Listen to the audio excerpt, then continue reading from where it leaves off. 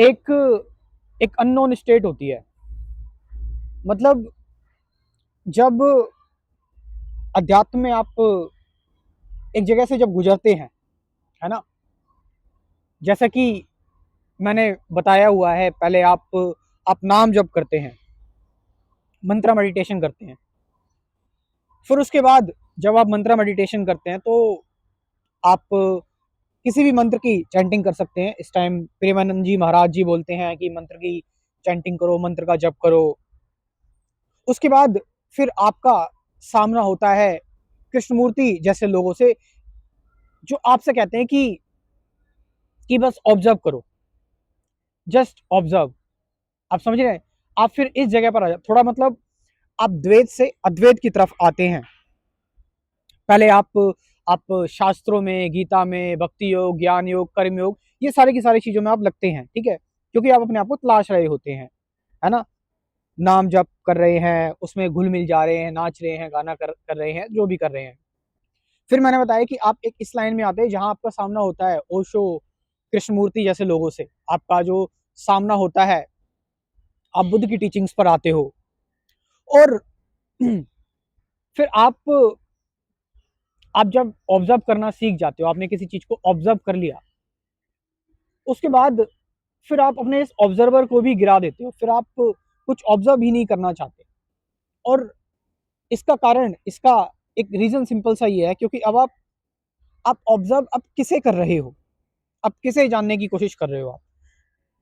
आपके विचार, आप जो इधर उधर भटक रहे थे, इधर उधर आप जब चल रहे थे, आप जब घाट घाट का पानी पी रहे थे, तो ये इंक्वायरी जो आप ले रहे थे, आप एक आध्यात्मिक यात्रा पर थे, अपने आप को जानना चाहते थे। स्टार्टिंग में क्योंकि आपका माइंड जो होता है वो बहुत ही ज्यादा भटकता है, और मन तो वैसे ही बहुत ज्यादा चंचल है। तो इसीलिए एक व्यक्ति जब अध्यात्म में आता है, स्पिरिचुअलिटी में आता है, तो सबसे पहले वो इसी चीज में आता है। पहले वो नाम जप करता है, वो मंत्रा मेडिटेशन करता है ना, कि वो मंत्रा मेडिटेशन कर रहा है, उस मंत्रा मेडिटेशन मंत्र को रिपीट कर रहा है, ताकि उसका फोकस थोड़ा सा बढ़े, उसका जो माइंड इधर उधर फैला हुआ है वो एक जगह कम से कम स्थिर तो हो। उसके बाद उसकी जब ये यात्रा कंप्लीट हो जाती है, तो उसको उसकी नजर पड़ती है ओशो या कृष्णमूर्ति जैसे लोगों पर, रमन महर्षि जैसे लोगों पर, निसर्गदत्त महाराज जैसे लोगों पर उसकी नजर पड़ती है, अद्वैत वेदांत पर उसकी नजर पड़ती है। और उस नजर, जब अद्वैत वेदांत पर उसकी नजर पड़ती है, तो वो एक एक साक्षी, एक दृष्टा हो जाता है, एक ऑब्जर्वर हो जाता है। मतलब इस तरह से ऑब्जर्व करता है कि कोई ऑफिशियली ऑब्जर्वर प्रेजेंट ही ना हो। ऑब्जर्व विदाउट द ऑब्जर्वर, मानो दृष्टा और दृश्य एक ही है, एक चॉइसलेस अवेयरनेस में उतर जाता है, जिसको ओशो ने साक्षी कहा। अब मैंने बताया कि जब आप यहां से भी गुजर जाते हो, आपको फिर भी एक बंधन लगता है। आपको लगता है कि मैं अभी भी मौजूद हूं, अभी भी मैं एक दृष्टा के रूप में मौजूद हूं, अभी भी मैं कुछ कर रहा हूं, अभी भी मेरे अंदर कोई मौजूदगी किसी चीज की है, अभी भी मुझे एक अलगपन सा महसूस हो रहा है। उसके बाद फिर आप सारी चीजों को त्याग देते हैं, फिर आप वो जो आपका दृष्टा स्वरूप है, वो जो ऑब्जर्वेशन है, वो सारी चीजें आपने त्याग दी। इसका मतलब ये नहीं कि आप बेहोश हो गए, इसका मतलब ये है कि अब आप उससे भी ऊपर चले गए। अब आप जागृत जो अवस्था है, आप उससे भी अवब हो गए।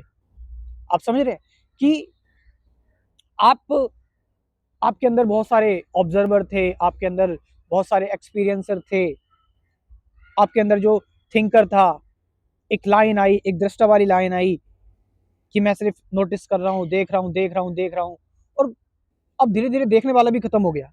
पहले आप लोगों को समझाते थे, लोगों पर जोर देते थे कि नाम जप करो, मेडिटेशन करो, मंत्रा मेडिटेशन करो। फिर आप लोगों को जोर देने लगे, लोगों से बोलने लगे नहीं नहीं, जस्ट ऑब्जर्व करो चीजों को, बस एज इट इज देखो चीजों को। फिर उसके बाद आप वो भी नहीं करना चाहते हैं। पता है क्यों? क्योंकि आपकी जो यात्रा आपकी गुजरी है ना, और सच बताऊं, हर कोई इस यात्रा से गुजरेगा, हर किसी को इस यात्रा से गुजरना पड़ेगा, यात्रा है, आपको चलते जाना है, चलते रहने का नाम ही जीवन है, यही अध्यात्म है।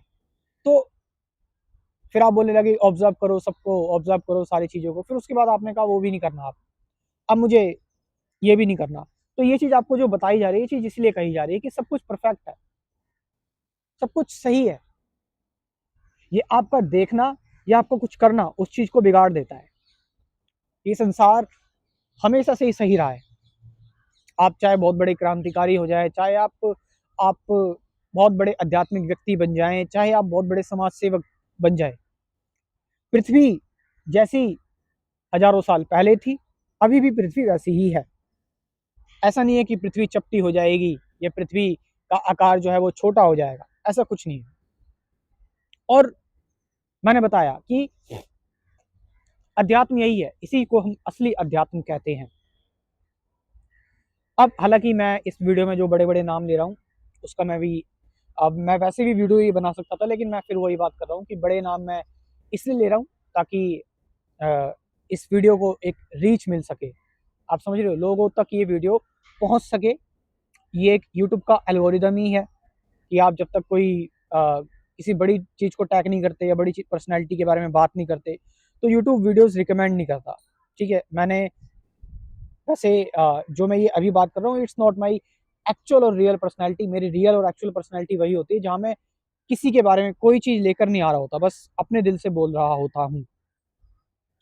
तो मैंने बताया कि चीज़ें अपने आप में परफेक्ट हैं, चीज़ें अपने आप में सही हैं, चीज़ें अपनी जगह पे ठीक हैं, बट हमारा जब उनको देखते हैं, जब हम उनमें उनमें कुछ बदलाव लाने की कोशिश करते हैं, और अगर आप उनको इवन मैंने बोला ये देखना भी क्यों आपको खत्म करना है, एक दृष्टा और साक्षी भाव भी आपको क्यों खत्म करना है, क्योंकि ये दृष्टा और साक्षी भाव भी कहीं ना कहीं आपके अंदर आपको एक एक चीज से बांध रहा है। वो जो देखने वाला है वो हमेशा देखेगा तो सही, लेकिन अपने से अलग होकर देखेगा। लेकिन अब आपने ये दृष्टा भाव भी त्याग दिया तो अब ये ये ब्रह्मांड ही बन गए हैं।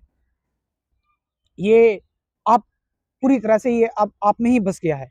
तो अब आप क्या आप खुद की आंखों से खुद को देख सकते हो? नहीं, आप खुद की आंखों से खुद को नहीं देख सकते। आपको देखने के लिए एक शीशे की जरूरत है। और मैंने बताया कि मेरे शब्दों पे ना जाएं, जो मैसेज दिया जा रहा है उसकी डिविनिटी को समझे, उस उसकी एनर्जी को महसूस करें। आप समझ रहे हैं? और मैं सभी लोगों से बोलता हूं कि एक बार आप लोग जैसे जो नए आध्यात्मिक लोग आ रहे हैं, अपने आप को सो कॉल्ड आध्यात्मिक समझते हैं, अब मेरे जैसे लोग, वो लोग भी अपनी कुछ रिसर्च, अपनी कुछ बातें पढ़कर समझकर अपना कुछ अनुभव शेयर करके एक कोर्स सा बना रहे हैं, ताकि सिंपल सी बात है, कई सारे लोगों के दिन में कॉल आते हैं, सबको तो अब बताया ही नहीं जा सकता, तो इस सब की बातों का जवाब मैंने अपने क्रैश कोर्स में दिया हुआ है। तो एक बार सबको इस क्रैश कोर्स को ज्वाइन करना चाहिए। इस क्रैश कोर्स में कुल 24 टॉपिक्स हैं। Meditation, truth, present moment, awareness, relationship, attachment, learning क्या है, थॉट से बियॉन्ड कैसे जाएं, वू एम आई, ये सारी चीज़ें, 750 से ज़्यादा गाइडेड मेडिटेशन की वीडियोस भी हैं। तो आप इस क्रैश कोर्स को ज्वाइन कर सकते हैं। मैं अपना व्हाट्सअप नंबर बोल रहा हूँ, 97735294। ये नंबर आपको मेरे डिस्क्रिप्शन में और कमेंट सेक्शन में भी मिल जाएगा। एक बार इस क्रैश कोर्स को, इस प्रोग्राम को एक बार जरूर ज्वाइन करें। Thank you very much.